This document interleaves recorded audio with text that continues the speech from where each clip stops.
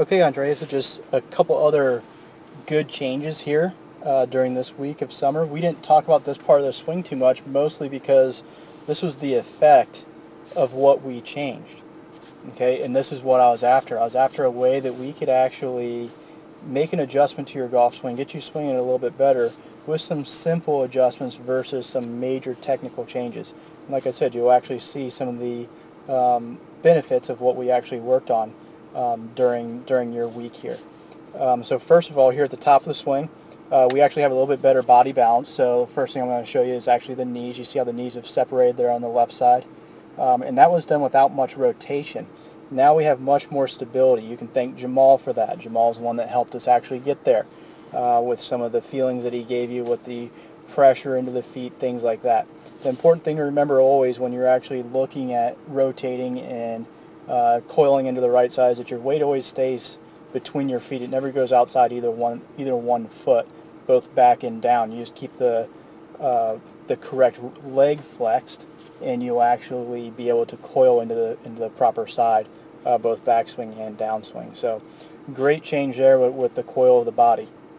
Other thing we changed that grip, and I know you followed it first, and you'll fight it for a little while. It's important for you to keep doing the drill and get used to it. Here's what it did to you.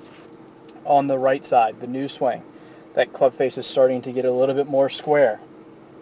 Okay, so closed, some people think closed is okay because it'll help you from slicing the ball, but what it does is it actually creates a backing out of the swing, because if the club face is closed and you swing through, the ball will typically fly left, so your body adjusts mid-swing, and that's why you lose some of that consistency. So squaring that club face up is critical. That was only done with the grip. I didn't talk to you about how to square that club face up.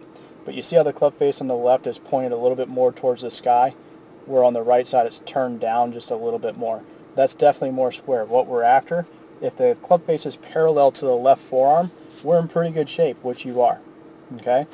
Lastly, with that rotation, the club itself swung a little bit farther without you feeling like it was a longer swing, which is also important. You still have good control and balance over it. I'm going to tell you still want to work on turning. You don't want to lose that feeling. Do the pivots like what we talked about, and that'll actually increase and strengthen and be one of the strongest parts of your game.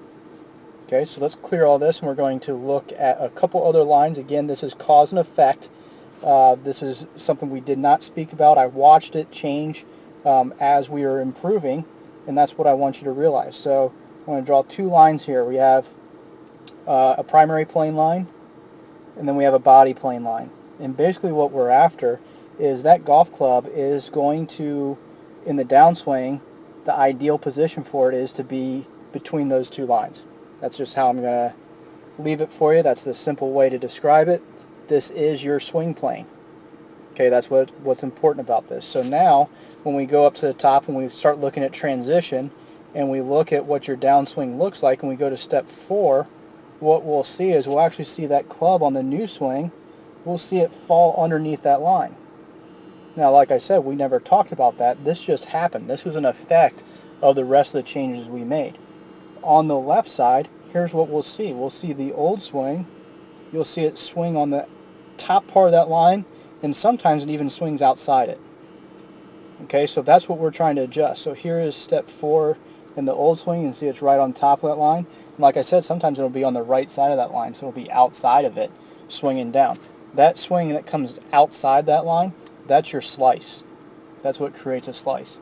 So the more we come down in between these two lines, the more likely we'll hit the ball straight or a little bit of a draw, which would be the ultimate goal for you. Like I said, this was an effect of the rest of the changes we made. I want you to realize that. We didn't talk about this. We didn't make a technical change here. It simply got better because of everything else. Okay, so you really want to concentrate on that coil into the right side. That way you have the freedom to swing through, and it's not an arm swing anymore. That's your ultimate goal. You did an amazing job this week, Andrea.